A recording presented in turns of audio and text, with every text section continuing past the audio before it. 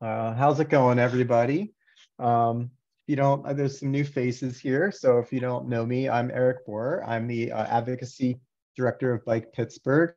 And as people keep coming in, pardon me, I'm going to keep clicking the buttons. So pardon me if I stumble my words.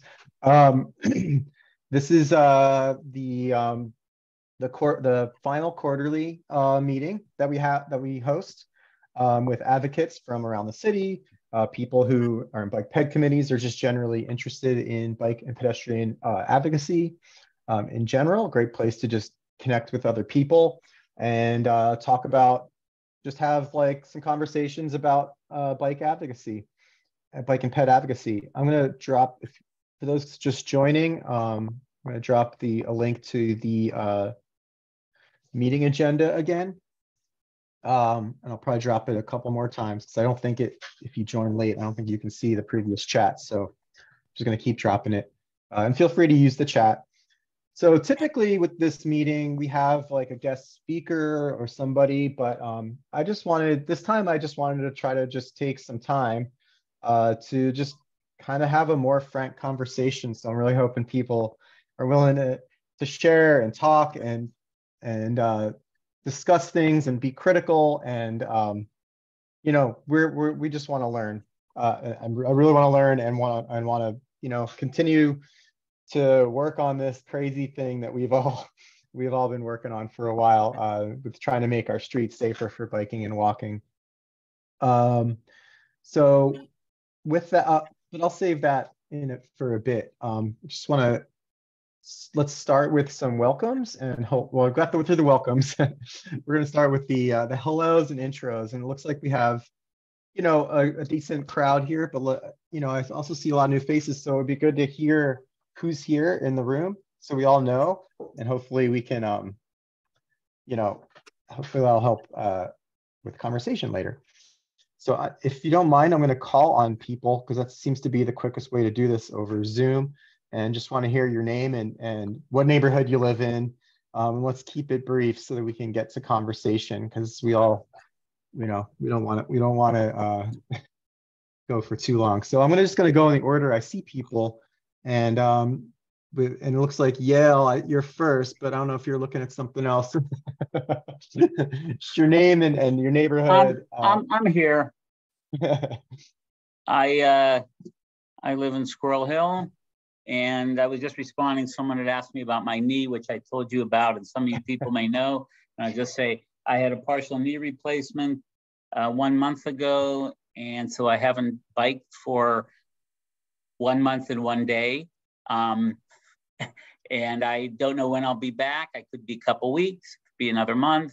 We'll see how it goes. Hopefully I can do the icicle bicycle. Yeah, thanks, Yale.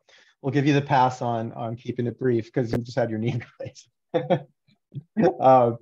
Next, I see Susan. If you don't mind. Hi, I'm Susan Peterson. I live in Friendship, and I'm also on the board of Bike Pittsburgh and have been semi-active in Shadyside Complete Streets. Thanks. We're gonna move it over to Morgan just as you take a sip of water. Yes, this is definitely water. My name is Morgan. I live in Squirrel Hill, and I like to bike, and I'm the guy who posts the things on the Shuck Bike-Ped Committee Facebook when I remember to. See Dave next. Dave, fine. If there's another, I don't know if there's another Dave. Down here. Hi, I'm Dave, and Marty's next to me. Hi.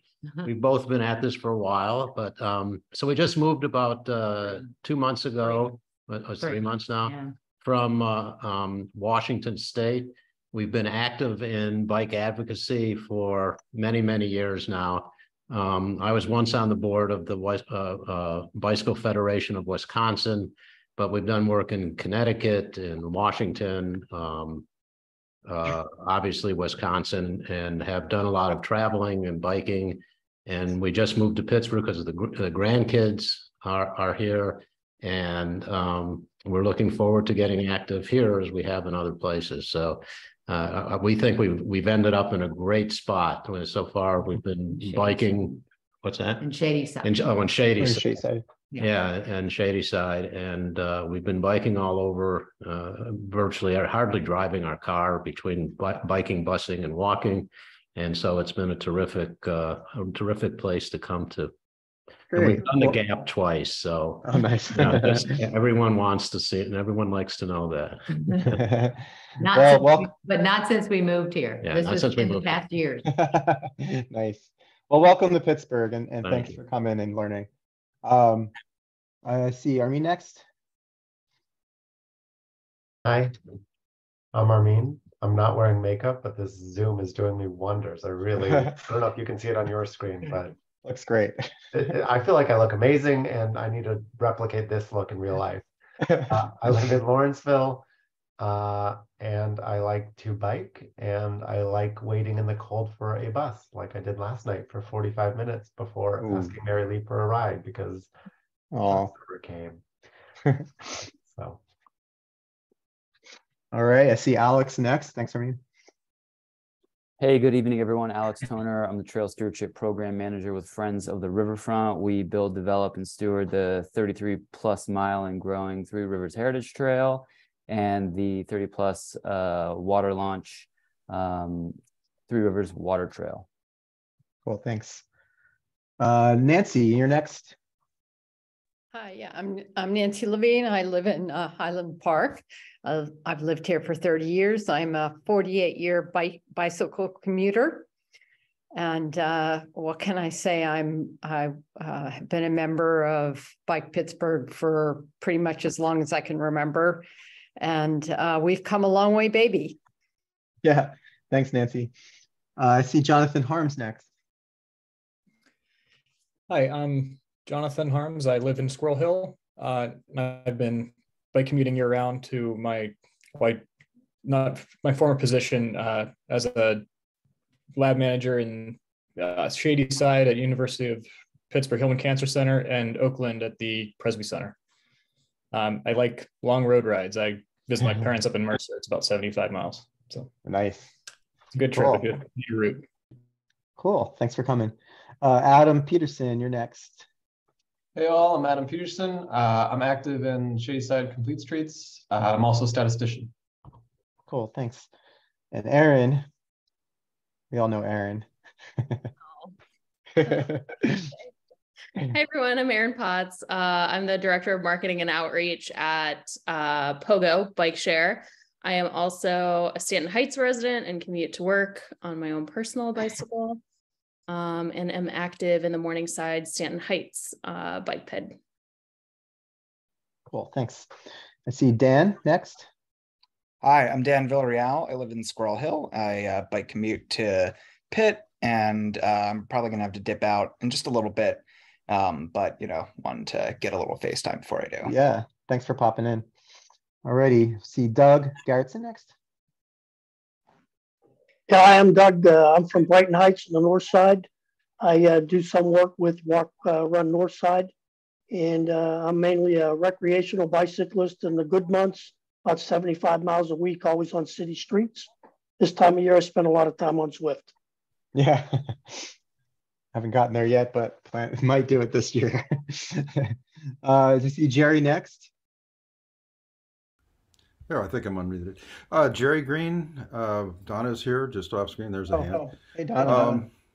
We live in the central north side neighborhood, just a little bit south of the last introduction. We're both most active right now in the Steel Valley Trail Council. They manage the 10 miles of Great Allegheny Passage between Baldwin and McKeesport. And we have in the past been pretty active in Walk Ride Northside and some other groups, but this is where we spend most of our time now. Thanks. And thanks. Last I see Lori Beth. Are you here? You're there, Lori Beth? I'm here. I'm sitting in my car. I'm so sorry. Before a different meeting. So I'm the ghost of Christmas past. I haven't been here in a while. My name is Lori Beth. I'm not driving or anything because that's so messed up. But I live in Crafton Heights. I'm occasionally hopeful that someday there will be any bike infrastructure in all of District 2 West Side. Yay! Yay. Well, we did see that in the, hopefully in the budget. Saw more stuff It's for not the the tri-trail, first time but it's been I in the know, budget. I know.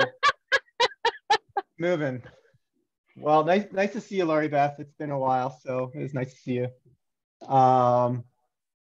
Anyway, so like I said earlier, look, we typically have a presenter, but I wanted to, like, you know, save time and just try to have a more frank conversation, really keep it open. Feel free to just, it's always hard to have that on this kind of format. I understand that, but let's, if you don't mind, like, I'm okay with people just jumping in when you want. So really do want to try to have more of an open conversation. But before we get there, I just wanted to give at least the, you know, the updates from Bike Pittsburgh. You know, this has been it's been a challenging year for us. I'm not going to lie. You know, between losing the, you know, the Anna, the community organizer, and then we rehired for the communications manager job, which we think we got a really great person in Julie Walsh. She's been excellent, but we've really invested a lot of time getting her up to speed. You know, as you probably all know, we also are hiring for an advocacy manager, and got applications in, and so we're beginning to get through those. It was an awkward time to post it, as I had a vacation planned, and then so did Deanna the week before. So things are going a little bit slower than we planned, but just know we are working on that. We're hoping to have somebody by the new year, or just after the new year, I should say. So exciting times, and it's also gives us an opportunity to really rethink how things work and how they're going. You know, I'll be honest, I was kind of surprised. I wanted to hire much earlier. Things didn't work out that way, and I think you know, we're really, I was able to really see how you know, how much a full-time person dedicated to that has helped, and has you know, brought a more community feel to this whole crazy thing we're doing here with bike advocacy and all these Bike-Ped Committee networks. And so we're really excited to get somebody on board to help with kind of redefine that vision again. With that said, just other very quick updates before we launch into more discussion stuff. Highland Park, we last, about a year ago, it was almost like exactly a year ago actually, we worked with Bobby Wilson's office we found a loophole in the city code to allow the city to lower speed limits to 15 miles per hour in city parks, where the city's not allowed to lower any other speed limits yet without state approval. But we found this little loophole for park roads. And so we passed legislation to lower the park road default to 15 miles per hour. Now, that's technically on the books. So if you're in a park and there's no sign that defaults 15 miles per hour, but there's still people don't know that, and it's not well signed. Councilman Wilson quickly got Riverview Park 15 miles per hour signs put up, and they made a really cool sign that says park on top in green. And then just recently, Highland Park, the loop went 15 miles per hour. They didn't do any other changes yet. They don't have that stuff budgeted. But I'm bringing that up because those were two parks that council people were very interested in doing stuff for both of those loops to lower the speed limits. And it just seems like that's going to be, Domi is not prioritizing putting up all these signs without some sort of advocacy effort behind them.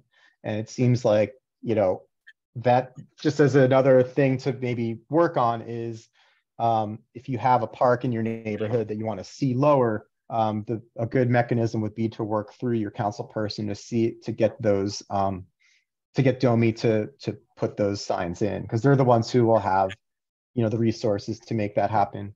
So I just wanted to share that. That's like a new development here. It's not the most amazing, wild thing, but it is kind of significant because it's been a struggle in Pennsylvania to lower speed limits.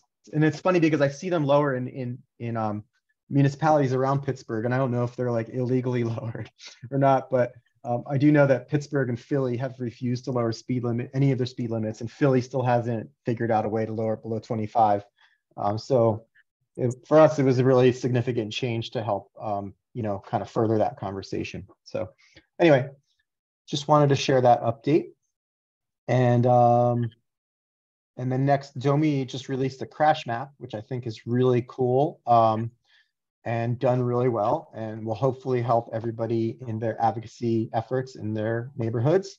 I really like that you can toggle between council districts. That's like a pretty new development for the stuff that they've been doing. So you can actually click on your council district and then further filter from, for bike or ped or all crashes, etc.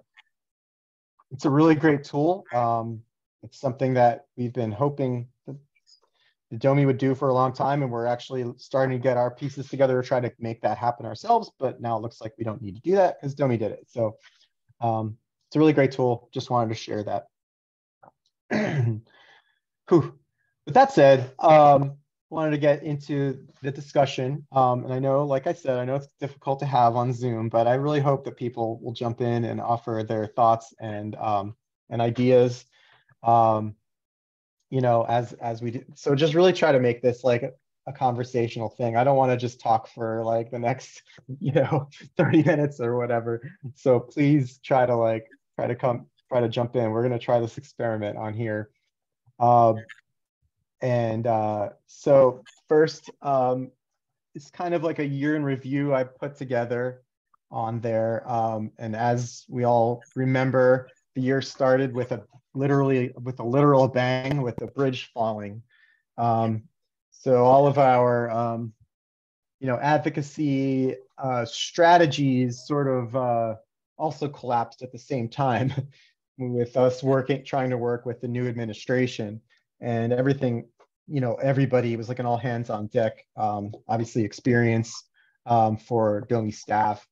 And, we really had to think through how we approached advocacy, not only with the new administration, but with the new administration who was dealing with a incredibly monster crisis. When it was all said and done, I think they did a pretty great job in getting this together. And getting a new bridge put in less than a year. It's due to open really shortly. That said, he also produces his first capital budget, which hasn't been voted on yet. It's kind of hard to compare capital budgets from previous years because of a lot of not everything always it's not always apples to apples and oranges to oranges, but my sense is that, I'm on the plus side, I'm glad to see that he is continuing to support traffic calming, complete streets initiatives, and whatnot. And I would say on the criticism side, we haven't really heard much from him on this outside of after the fatality in Hazelwood of Austin, Jamal Austin.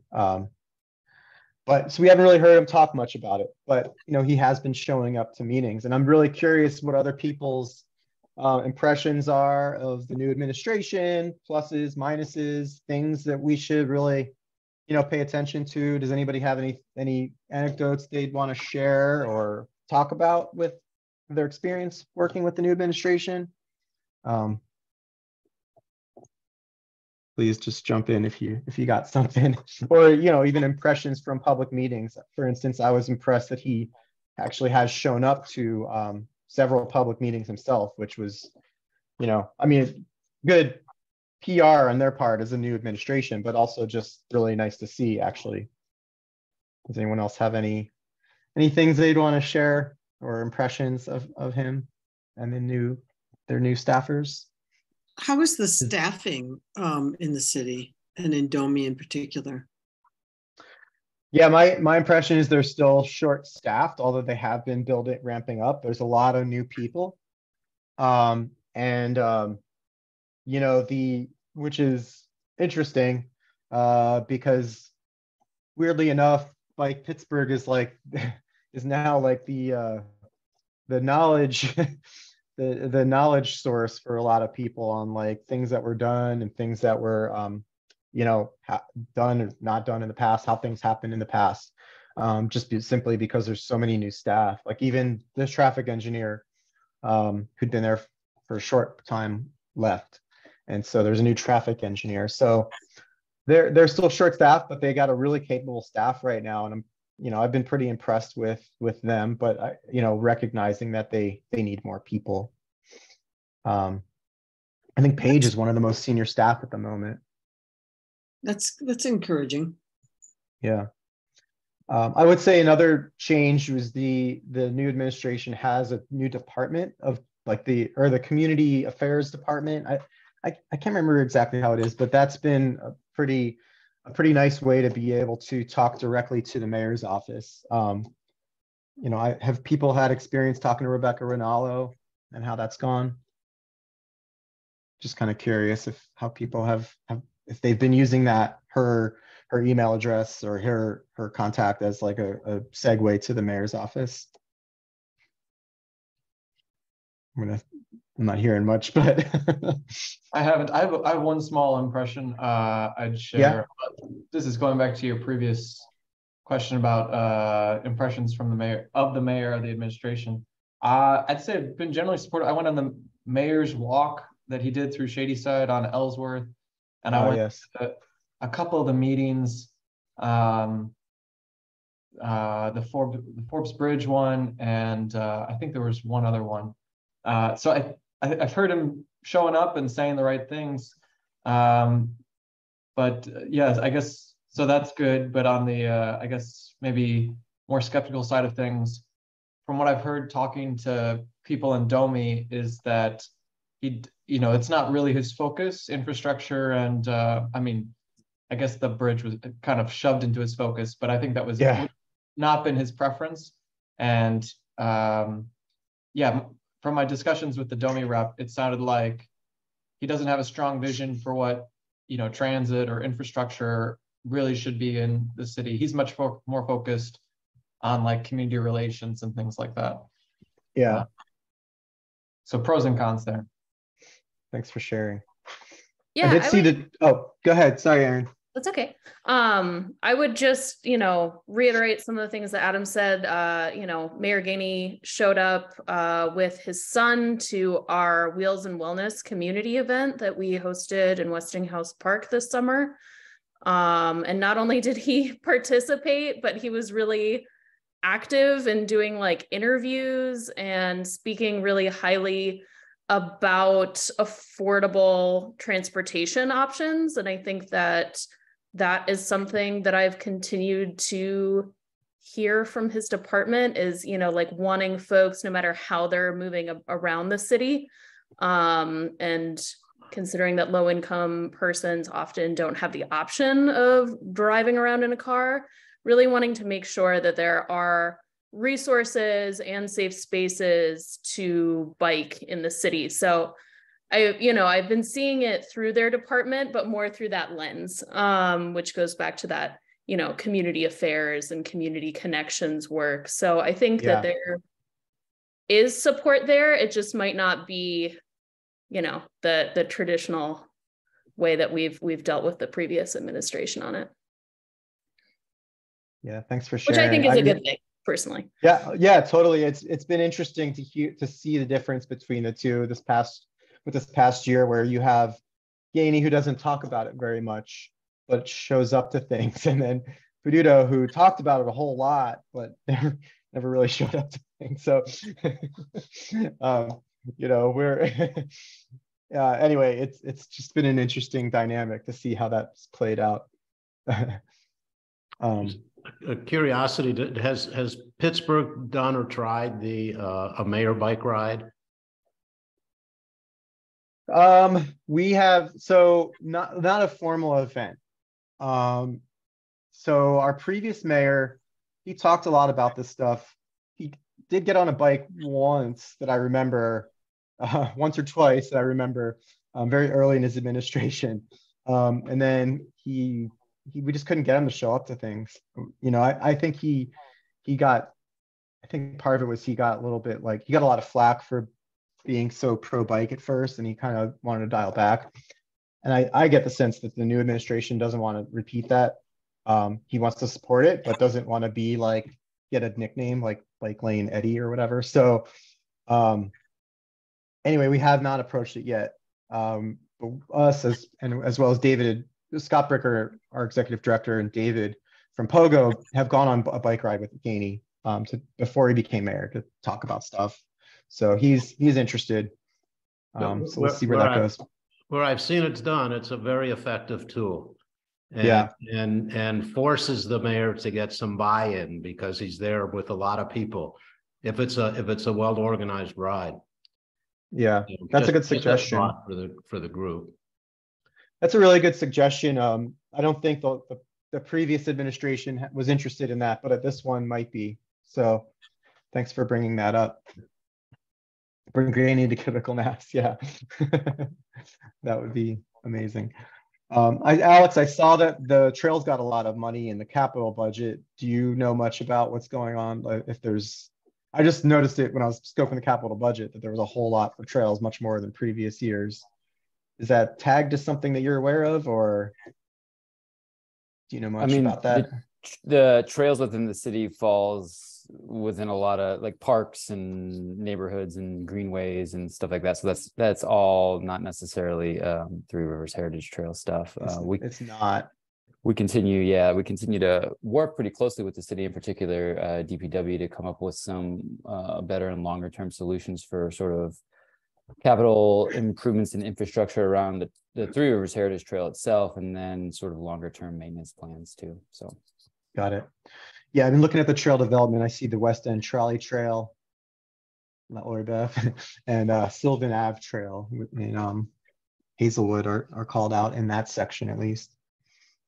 Can I ask a quick question about the trail stuff? Sure, of course, yeah. I had previously heard, right, this is probably a month or two ago, whenever, like, I think you had posted the budget in the Slack about the Brilliant Line Trail, and I think there was like an NPR piece about the bridge and how they were, converting the bridge, and I got really excited, but it wasn't until this past Tuesday at the members meeting that I suddenly got the impression that they're doing more than just the bridge, that it might be like almost all of the railroad line into, I'm going to get the name of the neighborhood wrong. I think it's Homestead, or maybe it's Homewood. I always get those mixed up. Yeah, Homewood up there. Yeah. Do you know if that's right? Like basically it would come down, like Aspinwall is the north side of it, and then it would come down and turn east a little bit, I think. Yeah, that's the Brilliant Line.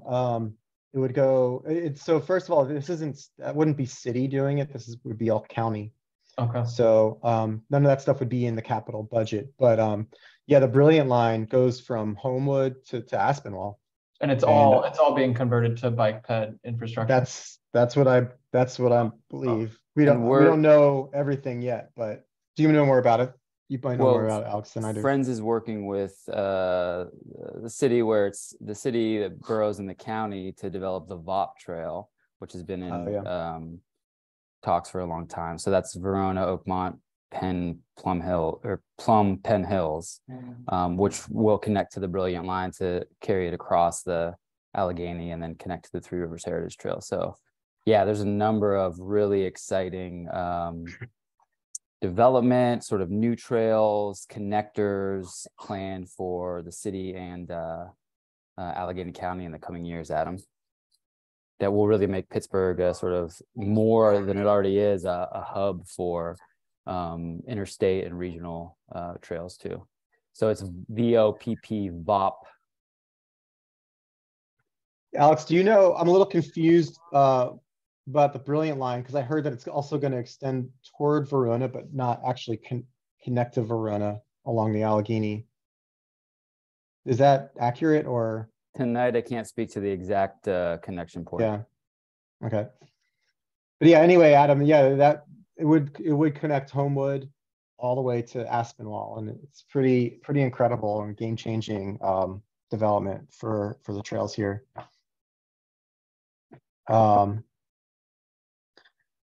Anyway, does anyone else have anything else to add on this part of the conversation? Otherwise, we can move on to keep with time. I kind of just wanted people's general impressions that, like, you guys are like the eyes and ears of people in your neighborhoods. You know, this Neighborway thing is only a couple years old. You know, it was sort of an experiment that really got kicked off with the Move Forward program the past couple of years, and I'm curious what people's impressions are of it so far. Do you find it's been helpful, been harmful, a little mixed? Some work, some don't. That's personally my experience. I wish they went a little further on a lot of the stuff, but it seems like they, you know, that getting them in place at least offers the ability for us to then push for them for them to do other things to slow cars down even more. So I'm just kind of curious what people think about that. You know, the advisory bike lanes that went in, those are brand new, and protected intersections also in the north side. Does anyone have any thoughts or feelings on how that's been working? Genuinely interested in what your thoughts are on that. Yeah. I have a comment. The only one in Highland Park is on North Euclid Avenue. Mm-hmm. And the street is so chopped up, so roughed up from the sewer lines that it's actually impossible to bike there. It's almost impossible to drive there. So I don't know how much use it's getting. But until they resurface it, it's not going to be useful at all. Yeah, unfortunate. I don't know if anyone else has tried to go on that Neighborway. I mean, I ride on it. It's, I guess I'm used to Pittsburgh roads. I mean, I think it's a nice route. It's a nice, I live in Friendship, so that now there's really a nice connection to Highland Park, along here. So I think it's pretty good, although it could be better. The road conditions are bad. Eric? Jerry. Hey. Regarding the protected intersections, are you referring to the Allegheny Center Loop protected intersections or some other ones? Those are the only ones. Yeah. Does anyone else think feedback? Well, I'll give you feedback. I don't think they're any safer. In fact, they make the intersection so much larger that the bikes feel kind of lost in the whole thing, and cars don't pay any attention to them. So you've got a bike crossing that's offset from the travel line of the vehicles, but maybe 15 feet or so, and then they're going to make a right. They're going to right hook you as you try to get across the entire parking lane and 2 lanes of travel to get to the bike lane, because the bike lane's on the inside. So whenever you join that loop, you've got to cross both travel lanes at an intersection. It's horribly complicated and expensive for something that didn't turn out to be that much safer, in my opinion. And you watch Joe Six-Pack Cyclist deciding just to ride the sidewalk again. That's good feedback. My addition to that is I had always thought that the bike lane should be on the outside, not the inside, so that you could enter and exit without crossing traffic lanes. Well, I think it's a grand effort. They get really high marks for going all in, but the outcome is so-so. Yeah. Is there any data? Oh, there's a lot of feedback, isn't there? Is there any crash data or safety data on the Neighborways? We probably don't have that crash data yet. The crash data, there's a huge lag in PennDOT. So the way it works is a crash happens, the city police submit it to PennDOT. And then PennDOT then takes like about a year and a half before it's available for anybody to look at. So we don't have that data yet to see how it's been working. I think we can only speculate on how effective they've been. I mean, everybody's got a personal opinion about them. I've seen cars make left-hand turns from them without going around, just cutting across and making a left-hand turn. I use the one in Friendship a fair amount. I actually like that one. I think I like to not have to stop at a stop sign. I like to be able to look into the intersection and just keep going if there's nobody there. I haven't had any problems with it. It's good to hear. And so those are the two that I use a lot. Is that one and the one in Highland Park. And I think the Highland Park will be fine. One will be fine as soon as they resurface the road. Yeah. Morgan, I see you've had a hand up for a bit. Feel free to just jump in whenever. Yeah, I'd say I guess I don't know why I really just want to push for modal filtering. I just think there's just no way that, I think the neighborways are going to be difficult for everyone until they actually like create traffic diversions.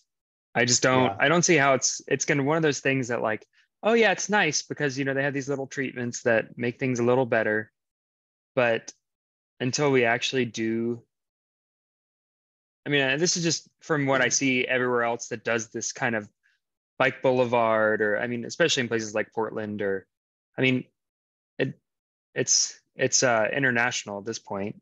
Everyone who has success with these kind of builds they do actual real modal filtering that says, no, if you're a car, you can't drive straight through this. Yeah.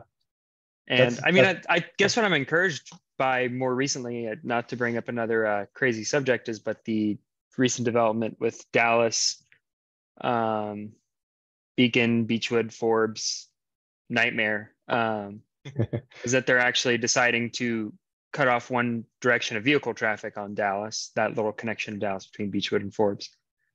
And which to me is like, oh, maybe the city actually does want to limit vehicle traffic for once. But so I of course there isn't a lot of crash data, things like that, but from all the anecdotal stuff and the actual speed, like the issues with the one they took this where they replaced the signs twice in Point Breeze. Yeah. That's just not going to work as long as people can still use it as a cut through, in my opinion. And but yeah, I guess that's all I have to say about that. No, I 100% What does modal mean? Modal filtering. So like if you come up to an intersection, your bikes can only go through. So like cars either have to turn right or left. So it's just traffic diverters for cars specifically. And bikes and pedestrians can move freely, but everyone else has to make a decision. Yeah, I 100% agree with that, with what you just said. And we did try to get a diverter on the Friendship neighborway, but it failed. And politically, it just basically failed on the politics side of it. And unfortunately, didn't go in. The first one of these, anything from our first bike lane, the first whatever, it's always the hardest to get the first one in, and that one did not succeed. And so because of the resident pushback, should say one resident pushback, but anyway, yeah, 100% agree with that, and that's been my experience as well. I genuinely think that the DOMI staff want to make this stuff happen, but sometimes they're limited by a lot of this stuff, and that's really where I think we need to do a better job in organizing and getting people to to push for that on our side. I saw in order of hand raised, I saw Adam and then Lori Beth. Yeah, I had a quick question for Morgan, I think. So I guess, do you know anything about, I have a couple of friends from Portland who I'm not thinking I should ask about this too, but do you have any sense of the history of how they got those diverters in? Like, and I guess the kind of prong off that question to Eric would be, where in the city is like the the streetway with the most potential for a diverter to be put in politically. And then the other kind of question was just mechanics, like for a diverter being put in, because I don't think I've seen one of those before, except maybe in like a picture. If there are people on the street who live there, and presumably they're not going to get rid of their cars, is it just kind of understood that it's like no through traffic, but everyone else can park there? No?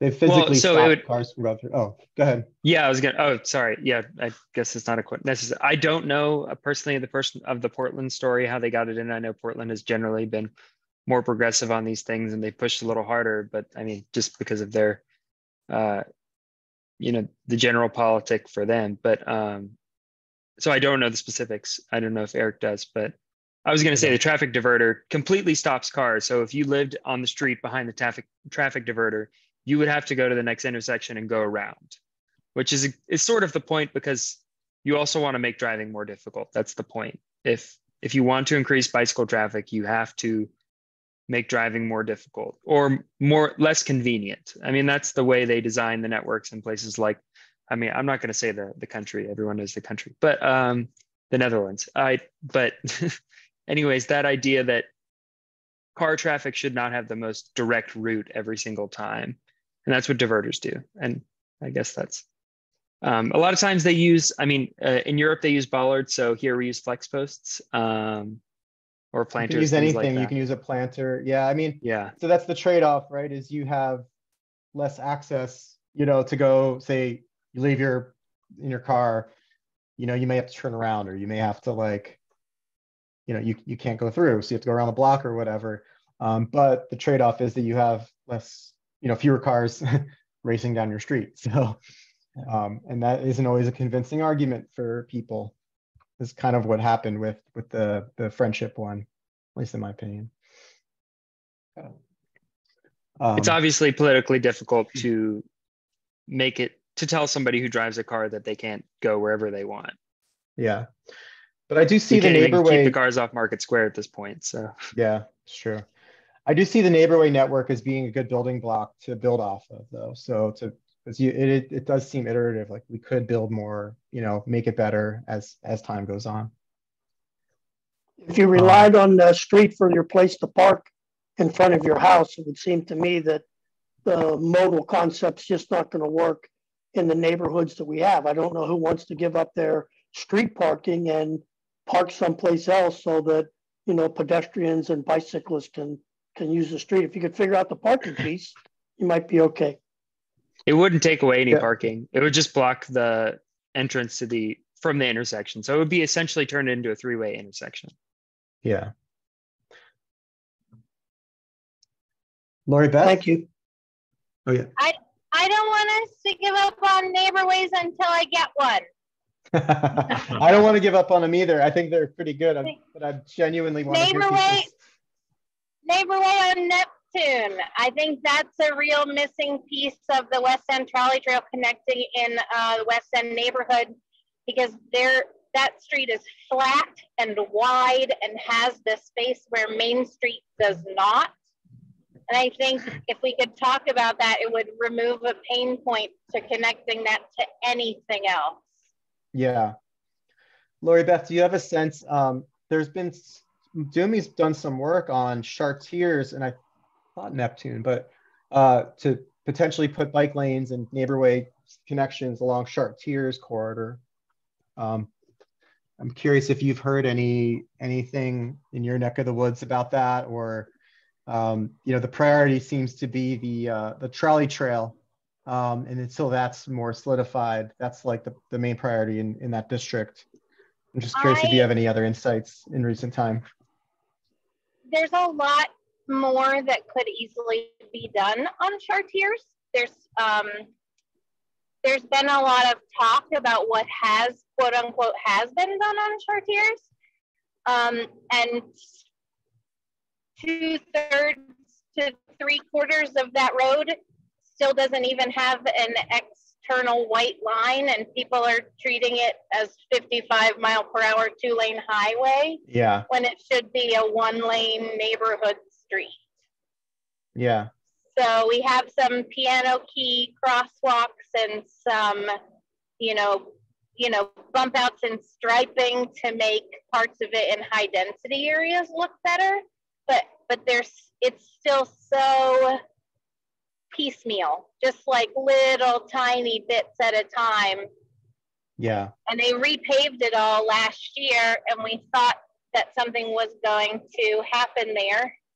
Yeah. And it's still just most of it sitting there with a yellow line down the center and some new crosswalks, which were absolutely needed. So I don't want to be like, yeah. But yeah, we've talked a lot about what we've done on Chartiers, and what we've done on Chartiers has been like a dotted nothingness. Yeah. I hear you. I can't figure out how to put my hand up with the with the program. So, but real quick, I you know, during the I watched the budget meeting on tape the other day, and it actually concerned me a bit. All of the elected officials were only concerned with traffic calming. It was a big issue with them. And my sense is that they weren't looking for anything else. I felt like I was in the middle of a car conversation to use bikes to make things more peaceful in Pittsburgh. And so just food for thought. It wasn't impressive in terms of everything they did. It seemed like it went back to, how do we lower traffic? How do we have less collisions with cars? Geez, bikes sound like a good opportunity to do that. So let's do that. And if we're successful at that, we have a successful bike program. Yeah. You know, I don't know if that's true. That's again a first impression, as you all know. I'm recent here. No, that's good insight. Yeah, the traffic calming program is pretty new in general. I think this is only the second or third year there's been a line item in the budget for it. And so, you know, they've done a lot these past couple of years, more than they've done a lot, done a lot of speed humps and just general traffic calming and stuff like that throughout. But it's a pretty newish concept. So I guess on the one side, that's good to hear that it's kind of popular, that if they're asking more for it, but they need to fund it more, because it still doesn't, they have a lot more requests than they do money to implement. Well, I'm not suggesting they need to fund it more. I'm suggesting that maybe they want to fund it too much more, and not give opportunities for independent bikeways and things of that nature. I'm afraid it could get in our way rather than be useful to expanding bike lanes all over town. Okay. Yeah. Bike lanes are very political in a way that traffic calming isn't. So I just got back from DC this week, and they put a lot of bike lanes and similar things into other budget items like busways or traffic calming, because when you say it's a traffic calming project that happens to have a bike lane, it can be a little less difficult to get it started. You get the same pushback afterwards, like we saw in Stanton.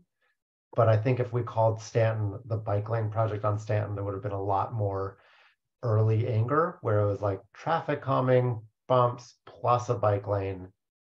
We got a little less pushback going into it. So perhaps that's why the politics of it. Good. Yeah, I'll agree with that. Yeah.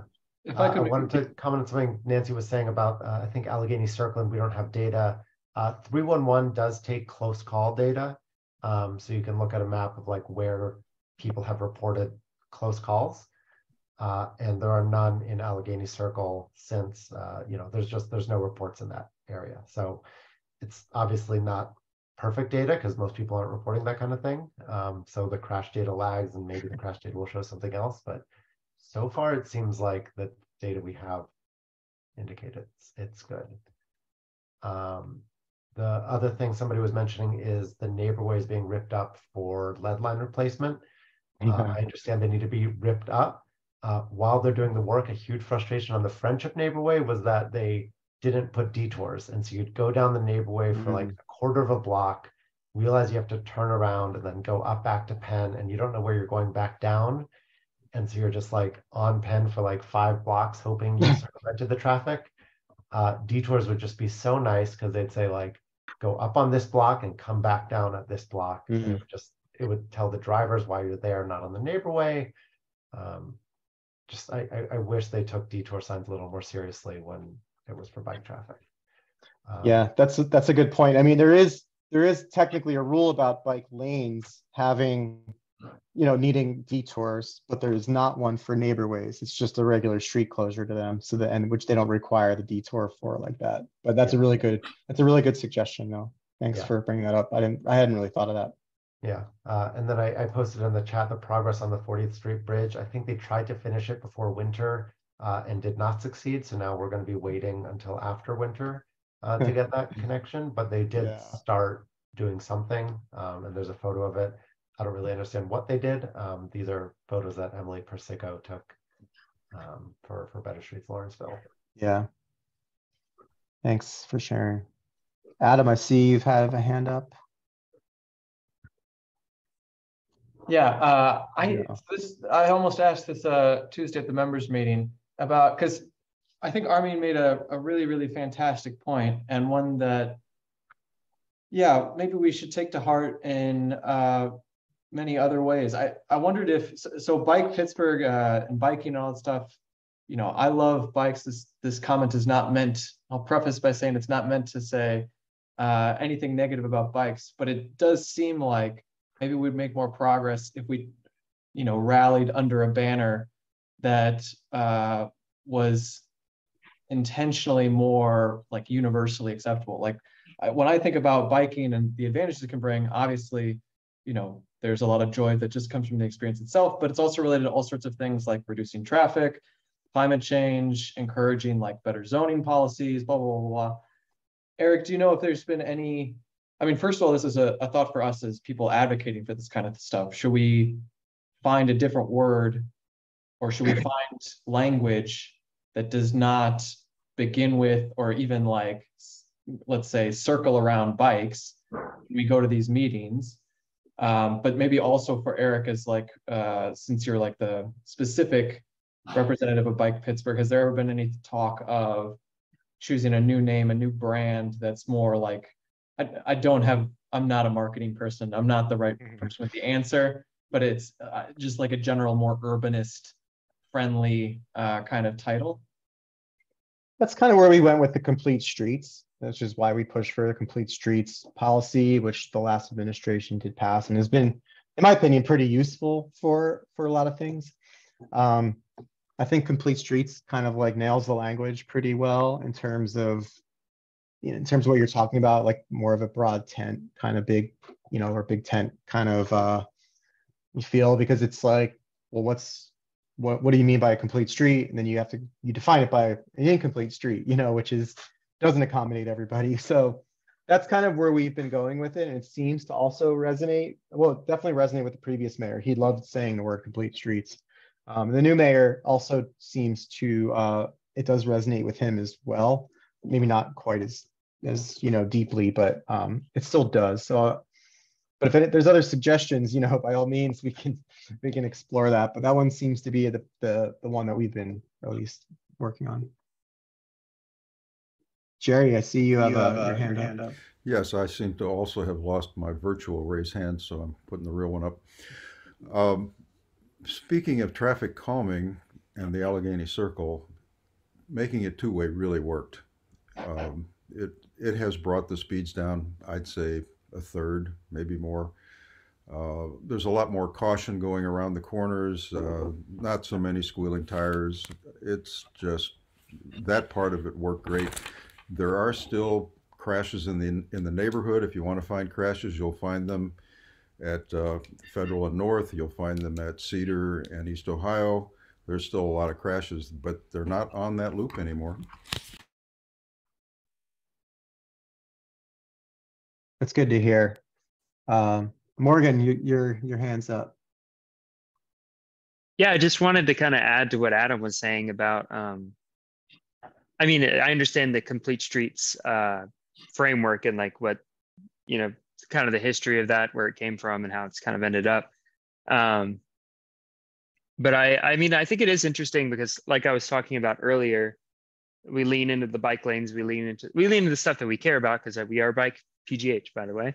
But I am increasingly of the opinion that, and this has been proven historically, and it's been proven abroad, and the best bike plan is a car plan. Like there's actually a great little thing. There's this person out in, that's once again in Portland, but her name's Kathy Tuttle. She's a PhD.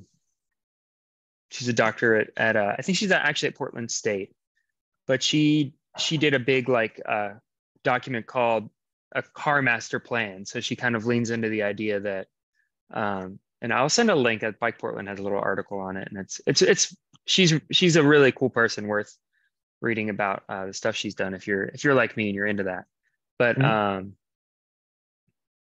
but I do think it's an interesting point to think about the fact that if we want to make things safer for people, it's going to be leaning into how do we control cars. And I mean, people care about traffic calming, people care about, and we care about biking, of course, but the reason it's safe to bike is because the car traffic is severely attenuated, right? It's not just the lanes, but it's everything else on top of it too, right? Of course, then we get into land use and housing, and then it just all gets crazy and complex. But I do find that it might be valuable for us to lean into something like a car master plan, or thinking about it that way. I mean, it gets pretty war on cars, I guess. But I'm not afraid of that, I guess. I'm getting full of life. But I just wanted to back that up, what Adam was talking about there. Cool, thanks. Well, oh, Nancy, go for it. You're muted. Still can't hear you, Nancy. You're muted, Nancy. I figured out how to put up my hand, but not how to unmute myself. So I was going to change the subject. That's okay with people, unless people want to go on and talk about So I understand that the Fern Hollow Bridge is going to open next week, maybe. Does anybody know what ended up happening with bike infrastructure there? My understanding is that they are, and Morgan, I've been gone, so Morgan might have the most up to date actually, is that they are redesigning the intersection at Dallas, it was at Dallas, Beechwood, Forbes, that weird intersection. And they are going to be putting in a two-way protected bike lane from Dallas to Braddock. And my understanding is they're going to be protecting it with Jersey barriers, which is really cool to hear. So that was one of our biggest stories. Not quite all the way to Dallas. Not all the way to Dallas. Okay. It's only going up to that little, they're closing off the, when you come in down Beechwood from the environmental center, there was that little right turn you could do. They're using that as the escape. So it's not going all the way up to Dallas. Oh, I see. Yeah. Got it. Thanks. Yeah. Bikes will go up that connector there. It connected Beechwood to is that Forbes? So the bikes will be routed up there? Up Beechwood to Forbes, yeah. Okay. As well as yes, and sorry, go ahead. Yeah, as well as up to Beacon. I don't know if we can get the link, but maybe I can pull it up and put it up there. But there's a lot of stuff going on there, and I don't even know if it's finalized. We just had a meeting about it yesterday. I'll see if I can find it. I posted the engage page in the chat, as well as the draft design that has the complete design. So one thing to note is that the bridge is going to open, and it's going to open without a lot of the bike stuff because it won't be ready yet. From what I understand, I don't think the two-way cycle track is going to be ready until spring. And until then, they will have they will have one-way bike lanes along Forbes. So one going west, one going east. And they'll still have that section, that little cut through closed. There's actually on the Engage page, there's like the winter 2023 interim conditions has like a full design of what they're planning to do. They're going to close the northbound part of Dallas between Beechwood and Forbes. So it's only going to be southbound traffic. And as far as to the bridge, the multi-use path isn't going to be ready, if I'm not mistaken. Is that? I've heard different things. I've also heard they may have the bike lanes open this year, so I don't know. I'm not really sure. I just got back and I'm hearing a lot of different stories going on. I haven't heard anything direct from Domi, so. Yeah, and I heard last night that they were going to keep the one-way bike lanes for now on Forbes until they change it over in the spring. So I'm not sure how that's going to work with the new path or what have you, or how the space is allocated on the bridge. But because there's no actual picture or design of the bridge, and the pictures of the bridge are like still too incomplete to like really dig. I was trying to like look at it and see, well, okay, this looks like it's going to be this, but it's still, I couldn't really do that even. But yes, and there will be a new stop. There will be a couple new stop signs and things like that. And they're going to put up like flashing stop signs so people know that it's new. That should stay there for like 90 days or something like that. And then, that's good. Yeah, it's still a bit of a quagmire, but I think changing the north or cutting out the northbound traffic will make some difference for people who tend to fly down Beacon towards Beechwood. Once again, I'm back on the same point of if we want to make a difference, we have to divert some traffic. But and I think the speed limit. Speed limit. Yes. Oh, yeah. From 35. So that was another. Yeah. Oh, yeah. Between good. Dallas and Braddock, it's going to be down to 25, which is great. Oh, nice. That's good. And then and they're going to connect that bike lane eventually in the spring. They're going to put a climbing bike lane on Beacon up to the little Bartlett. Yeah, Bartlett Neighbor Way-ish thing, whatever that part is. Yeah, I completely lost track of what I was going to say. I was going to say that whole Forbes, this whole thing I think was like a really good microcosm of how things like played out, with politics and neighbors and communications and all that stuff. And so following along with this and being part of it has been a really big learning experience for me, at least, just seeing how this whole thing played out. And also just seeing like decisions that Domi had, like difficult decisions that they had to make. And I think it was a difficult decision for them to do what they are doing, like closing that, like by turning it one way for cars. And so hopefully, we're going to see it work out and see how it plays out. And I think the first couple months might be kind of a shit show, but things will tend to, tend to reorient themselves.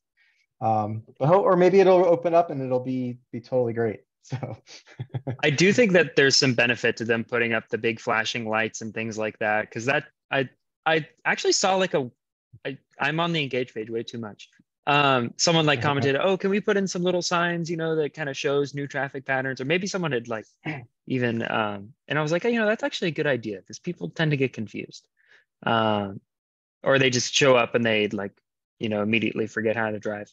But anyways, I was actually really surprised they decided to cut off one direction of traffic, and I fully plan on being as vocally supportive of that as I can. I almost felt bad because I was like, we should close Dallas, and then everyone decided it was bad, and then they wanted to just stop the project completely, and I was like, no, don't do that, please. Dear God, don't stop. And I was like, oh my God, did I cause a neighborhood revolution? And now the power is getting with it. I'm being dramatic, but so that being said, I will be in full support of it, even though it's not totally perfect, but I think it's a lot better. Yeah. Well, for the sake of time, I want to keep moving on just to cover a couple more subjects. I did have this past year, I kind of identified the three most contentious projects that we worked on this year were the Forbes/Fern Hollow, and that whole kerfluffle with the intersection, the Ellsworth and Aiken, which is slowly playing out still, and then Stanton Ave, the bike lane traffic kind of surprise parking removal along there as well. But we can talk about that forever. And then obviously the parking in bike lanes is, I feel like this year, and looking back, has been such a big issue. And Armin, deserves a lot of credit for helping make that a big issue.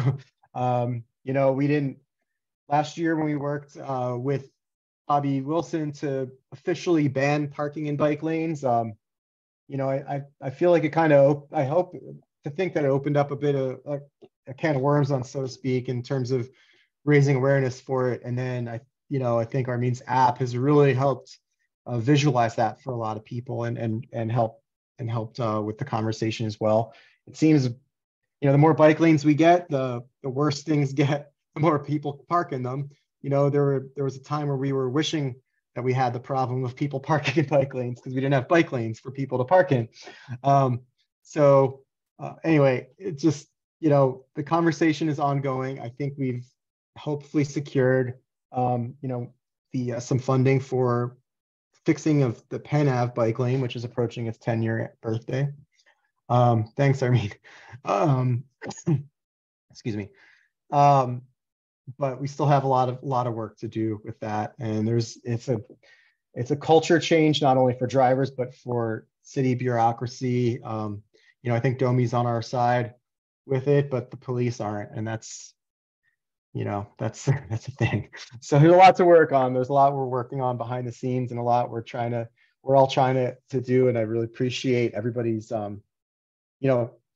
everybody's efforts on raising awareness on that, like online, and really keeping the heat on the city with it. It's been helping us with a lot of the background work we've been trying to do as well. So I feel like we've talked about this a lot. And for the sake of time, I'm going to keep moving on. We can come back to it too. I don't want to totally dismiss it, but I do really want to hear what people's thoughts are on these meetings in general. Virtual versus in person. We're going to be, like I said, we're going to be hiring a new person to help with this stuff next year, and really want to know if we should start going back to in-person meetings like this, and really looking for feedback on how we can do better. I'm envisioning, once we have more time and energy and resources, to start doing more like social gatherings and rides and things like that. But I guess first and foremost, how are people feeling about keeping this meeting in person versus virtual, or do we go hybrid? I do post these on YouTube, and they get some views, more than I think sometimes. And so, I don't want to lose that aspect of it, but would people show up to in-person meetings if we started doing these in person again? And I see Jerry and then Nancy after that. I like it this way. There was a recent meeting up just off the Bloomfield Bridge, and I'm thinking, I'm not going to ride up there and home in the dark at my age. And I know it's a bike outfit, but I've sort of outgrown the courage to do that. And this is very comfortable for me, and it seems like it's not stilted. It's just fine this way. I think you ought to have a mix, but I'm not sure. I know you guys don't consider parking when you decide when to have or where to have a bike meeting, and I understand that completely, but that's why I didn't go to the last one. Thanks. Nancy? Yeah, I think I'm going to echo Jerry. I'd be curious to know what attendance looks like at a Zoom meeting versus an in-person meeting. I certainly had the idea that at the beginning of the pandemic, there were a lot more people at this meeting. It seems to have trailed off. It may just be that people are busy But compared to an in-person meeting, I get the sense that because this is more convenient for people, that they're more likely to come. Also, if part of our agenda is to decrease cars or bicycles on the road, if anybody does come, I imagine it's a split. People will come with cars and bicycles. But if the idea is to keep cars off the road, to decrease pollution, to decrease the use of fossil fuels, then that may be another reason to just have this on Zoom. Thanks for sharing. Yeah, it's been a mixed bag. You're right. The attendance was higher at the beginning of the pandemic, but we also have a lot of Zoom fatigue going on, I think, with a lot of meetings, and people are starting to want to see other humans together. But pre-pandemic, we did have large decent attendance with these as well. But I also do think that not having a full-time person dedicated to the advocacy community organizing thing is also contributed to lower attendance as well, and just the engagement and like the back and forth, building community. Jonathan, I see you have a hand up. Yeah, I can't speak to the past since this is my first time here, but since this particular meeting is about the conglomeration of all the different areas, it's been very helpful to have the tools, the chat going on, seeing all the different projects happening, without being tied to our eyes and ears only. Yeah, thanks for the feedback. Yeah, I don't know the answer yet. We're gonna, hopefully the new person will help us figure this out.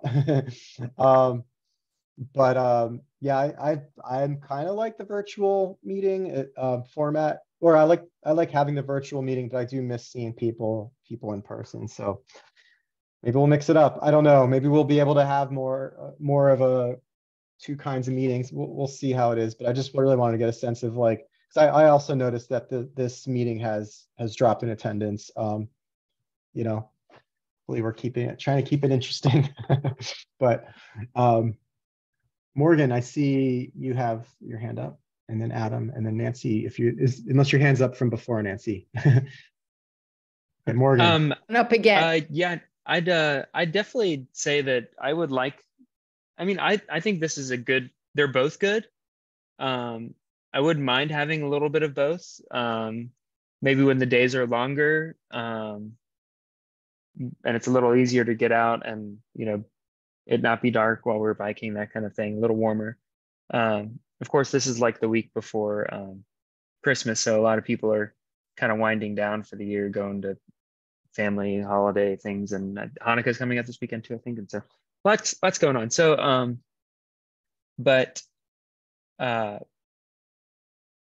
being said, I did notice we had one kind of a hybrid meeting with Shuck Bike-Ped, and first of all, the audio issues are just, as we have seen in the community meetings, are more than troublesome.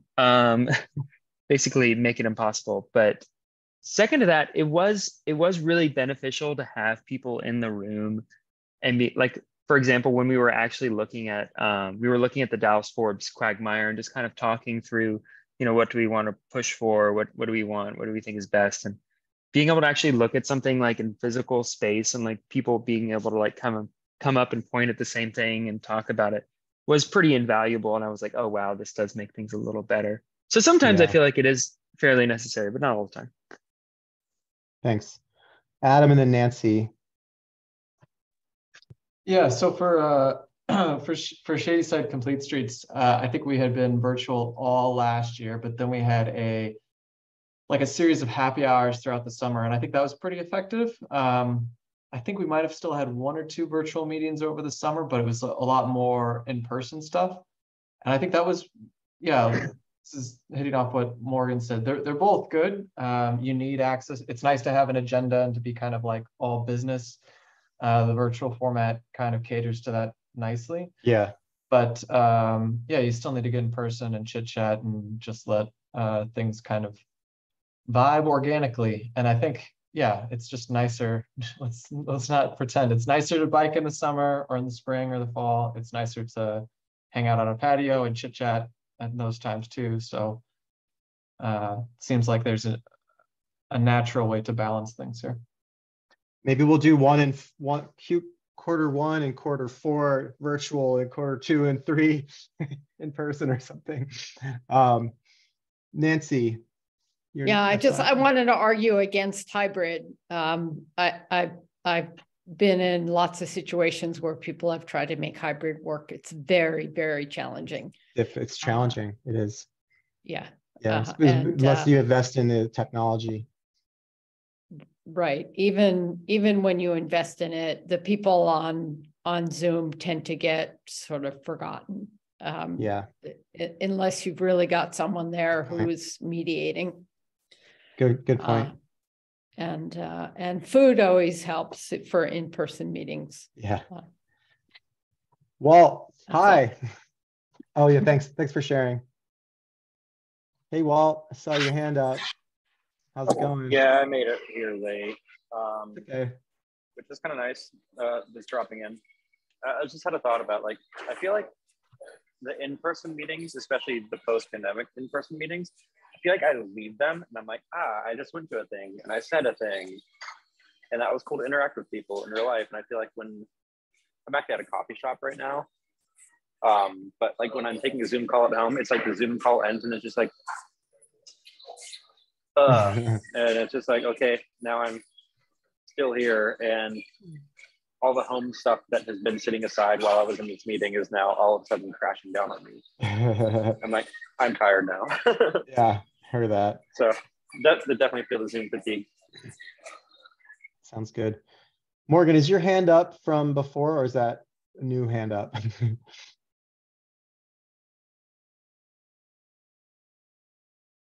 I don't know. Sorry, I didn't put it. Yeah, sorry about that. Okay, yeah, that's all right. Thanks for sharing, Walt. So I guess like just kind of I do want to end this meeting. I don't want this meeting to last 2 hours. I agree. Armin's comment in the chat. We used to do these a long time ago, an hour, and they never felt long enough. And then we switched to 2, and then 2 does feel long. So maybe we'll switch to an hour and a half. We'll see. I guess moving forward, like, you know, with thinking with this new position in mind, are there things that would be helpful that Bike Pittsburgh provides to you guys all, or like, what are we lacking? Like, what are things we can do better? Like, you know, things we're doing great, whatever. I know we don't have a whole ton of time.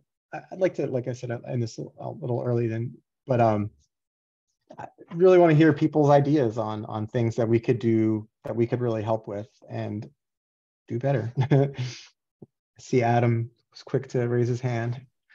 Yeah, I've so I was just putting together this list of, and I can share this in the chat if people want it, but I was talking to the Pitt Safe Streets Club, or the incipient club. I think they're still getting their charter and stuff together.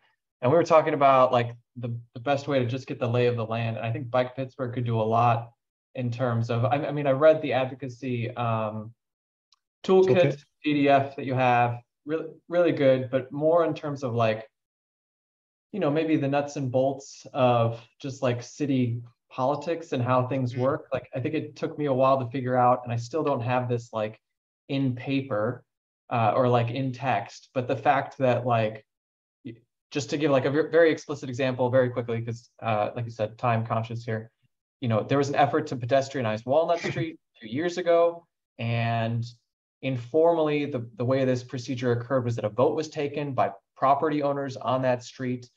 But formally, I think the city council person, Eric Strasburger, has like the final, not the final say. She's the one that can make the motion to the city and ensure that budget items are created so that pedestrianization measures could be enforced. And then politically, it's typically very likely that other council members would vote in favor because, you know, if they scratch her back, she'll scratch theirs. Anyway, so this is like a long thing just to say that it took me a while to figure all that out, all this like political blah. And if we could have some of that kind of written down nicely in like one pagers of just like the political mechanics of the city, even some of the stuff that I would say is like just know-how that you guys have of, I'm going to say, you know, Friendship and Bloomfield and Shadyside and Squirrel Hill are like maybe the more bike-friendly neighborhoods in the city. But even saying that, I don't feel super sure. You know, Lawrenceville is very bike-friendly, but just like the places that you're more likely to find pro-bike political constituents, and those places where you're likely to find less bike-friendly infrastructure political, just to get like a basic orientation of the political landscape, because so much of advocacy work is political, I think would be immensely helpful. Okay. Sorry for talking. Thanks. No, that's good feedback. Yeah, like we, one of the job, you know, community organizer job was doing workshops. And so there are some, we have them posted on our online. So I don't know if any of those would be helpful. I'm just in case you haven't seen them. Yeah. And then and also, you know, our emails and phone is always open too, but that is good feedback. So thanks for sharing. Walt, I see you. Hey, yeah, maybe I love that point. And actually, I think it was right when I had first like moved into the city after college. I'm originally from the West Hills. I moved into Bloomfield, and I attended Bloomfield Livable Streets neighborhood, and we just happened to get our city council person, Deb Gross. She showed up. I had no idea what was happening, and it was like the amount of crash course I got just from like hearing that conversation was totally incredible. And I think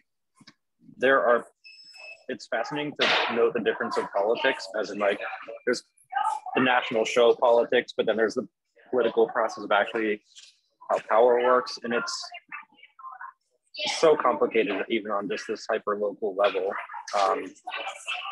and it's really tricky to navigate. And I think there's a lot of like online stuff I see about like, oh, people are receptive to bicycling or trains or transit or any of these things, but to figure out how to get that, oh, I'm leaning this way and this should be better, how to activate that as actual politics, actual political power, that's like the next big step. And I feel like people see the, you know, the transit memes online all the time. It's like, but how does that become actual infrastructure in real life?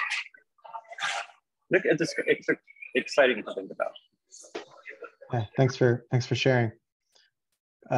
Jerry. I think talking about things you could do that might help. Domi doesn't have a face anymore. I can't picture anybody in Domi. I haven't had a conversation with anybody in Domi since Nick left town for Montana or wherever he went. If you could at least tell stories about things you hear in meetings, or if you could systematically bring them to these meetings on occasion and just let them sort of let their hair down a little bit, if they would be willing to do that, and just talk about what their aspirations are for the organization, it would be nice. Thanks. Yeah, that's oh. Can you mute again? Yeah, that's good feedback. Thanks for offering that. I will say it took us a while this year to get our regular meetings back together with Domi after the new administration, the Fern Hall Bridge collapse, and then and then the change in both the traffic engineer and the director. It took several months for us to start having, and we've only been having regular meetings with them again recently, but yeah, I definitely want to bring that back more once we have, you know, are more established with things. I will say I guess on that tip, one thing I am hearing is that the Domi does want to bring the Complete Streets Committee back in some form that was created when we passed the Complete Streets policy.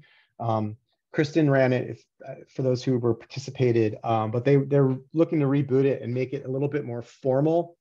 I don't know exactly what that's going to look like, but they want it to actually be like an appointed committee of people, which I'm guessing everybody in this phone call would be or on this meeting would be a candidate, could be a candidate to be on the committee, and it would actually help review, design review projects that come through the city. I don't know what kind of teeth it would have, like if it would have the teeth of, say, the Art Commission or like the planning commission, my guess it would be more of an advisory board, but it is just something they're thinking about. So just to keep your ears peeled for that, which could be a cool development. I like that committee that when the city ran it, and was sad when it disappeared when Kristen left, basically. You want to help? Sorry, I'm reading Armin's chat here. Oh yeah, go for it. This is a different topic, so sorry for segueing. Better Streets Lawrenceville has been very frustrated with the number of cars that park on sidewalks in Lawrenceville. It creates a huge problem for the many, many wheelchair users. Lawrenceville has a mix of very young and there's quite a lot of wheelchair users here. And I feel like a lot of the younger people don't understand that when they park on the sidewalk, these wheelchair users have to hop the curb into the street and hop back on to the sidewalk. So Saturday at 10 a.m., we're meeting at Market House. We've designed flyers, and we're going to create a map of where each person's going to go. And for about 1 mile, 25 minutes of walking, we're going to canvass Lawrenceville and find cars that we think are unacceptably parked, and put a flyer on them telling them they shouldn't park like that. This won't be every car that's illegally parked. We'll decide in person what unacceptable means to the group, but likely it will mean cars that are not just on the sidewalk, but are also so far on the sidewalk that they're blocking the wheelchair path. But that is up to the group, and we'll decide that Saturday morning. So please join us at Market House if you're interested. Thanks. That's a really good segue to the final agenda item, and maybe we can be brief with it. Just any Bike-Ped committees and updates you're doing. That was a really great update, and to talk about something that you're doing with the committee. Does anybody else have any that they'd like to share with the group?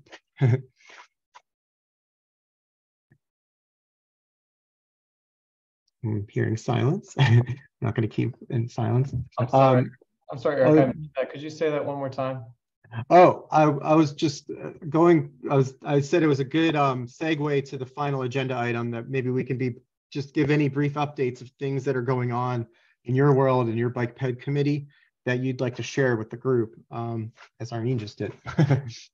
Yeah, so that's I'm glad I asked. So the Shady Site Complete Streets is trying to take a call for hazardous sites, and we have a map that we're kind of getting this collection of things on. I'll share it here in the chat. So basically, yeah, you can go ahead and put, if any of you guys have ever used Google Earth before, it's a fairly intuitive UI.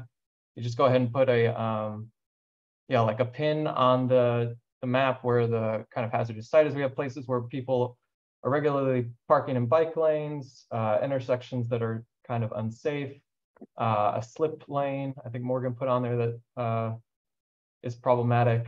And we're going to review these in the January meeting and try to start planning like what kind of actions we can take to make the site safer.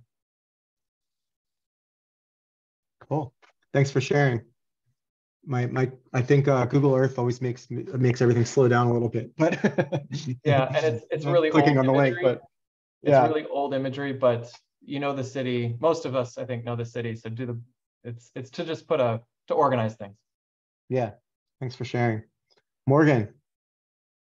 Hey, I just wanted to this is definitely in its infant phases, but I have been trying to get Shuck, Squirrel Hill Urban Coalition Bike-Ped to, well, I just kind of mentioned this last night. It's all like I said, it's really early. But I want to do like a little neighborhood walk kind of thing. There are a couple of problem spots that residents in our committee have raised, and I think it would be cool to kind of do like a walk audit thing, but also couple it with something positive, like a local neighborhood storyteller, that kind of thing, someone who wouldn't necessarily lead the walk, or they could lead the walk, honestly. And then, as we stop at like a location, they can tell a story or that kind of thing. And so I got the email from one of the people, and I think we're going to try and plan that. So I think that will be hopefully something I have a good plan for in February that we can do in March or April. So cool. Great to hear. Thanks for sharing. Yeah, Morgan, that's such a good idea. I was at the meeting yesterday, but we just put that out. All the other groups, that's something that you should think about doing as well, to get out to walk your neighborhood with relevant stakeholders and say positive as well as pointing out some of the negative things. Kind of like what's going on with the sidewalk parkers. Have more visibility outside and put it on social media, show that, you know, we're active. Exactly. Thanks. And we've got a new council member in Squirrel Hill and Greenfield and Hazelwood, so it's going to be, we're hoping that we can get her out there. I've actually spoken with her a few times, and I think she saw me speak up at a meeting and decided that she wanted to make sure I was on her team or what have you. But yeah, Barb Warwick, if you haven't, she does seem interested, at least. I think she's actually more interested in equity than necessarily radical, like, complete streets kind of change. But I respect that, especially since she's coming from Greenfield and Hazelwood in a district that's long been controlled by Squirrel Hill. So should be an interesting next 6 months or so to see how all that goes. Yeah, my experience with her so far is being positive. She seems very open and interested in this stuff, but I think she has like a lot to learn, like we all do. But she's only a week in the job, in terms of like a lot to learn in terms of like the options of engineering and street design and stuff like that. So that's been my experience, and I think she would agree with that. But she's been really supportive, I think, in general of the concept, which is a great start, and also really responsive. I see her on the trails often, sometimes biking with her maybe 5-kid brood and her husband, who bikes often. So they use the trail for years. That's great to hear. He's well aware of it and aware of biking. But I think what she said to me just before the election, she goes about biking. She goes, "Yeah, my husband's more into biking, whatever that meant." But I think she's very sensitive to all those issues. Yeah, agreed.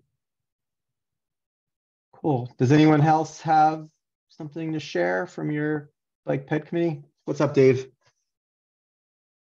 You're muted. Still can't hear you. I know. There you go.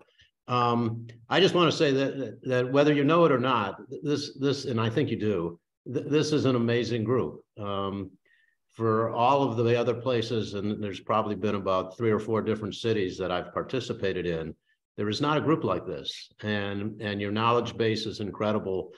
I was also impressed with Domi at listening to their meeting, and the support that I think that the city the Pittsburgh Bicycle Group has there, PGH, Bike-PGH, but I think you should all feel great about that. And one thing Morgan wrote down that really caught my eye in this is that, the supporters they're created, they're not organic. And anything we can do to do that, I think, is a powerful opportunity that you need to work through. And I think you're doing it. I just think it's, it takes time. And so, I can't contribute a lot here because you're still talking about things I don't always know, even though I've done a lot of riding around the city already. But I can only say keep up the good work. You all should feel very proud about the information you have and the things you're doing, from my perspective and the experience that I've had around biking. Well, thanks for those kind words. This is a great group of folks who is very knowledgeable. And hearing your outsider perspective, I think, is really valuable. So appreciate you sharing that. And your experience in bike advocacy in other places, so that's been, thanks for sharing. And to be honest, that sounds like a great way to end the meeting. As everybody, I think everybody shared what they needed to, and I'm gonna keep it on a high note and a positive note there. And so we can end a little early and get back to our get back to our lives here. So yeah, I really appreciate everybody, trying out this weird, or not weird, but just having more of a frank conversation on some subjects, going over some, pluses and minuses of the year. Appreciate all your contributions and talking, sharing them with me and sharing with them everybody.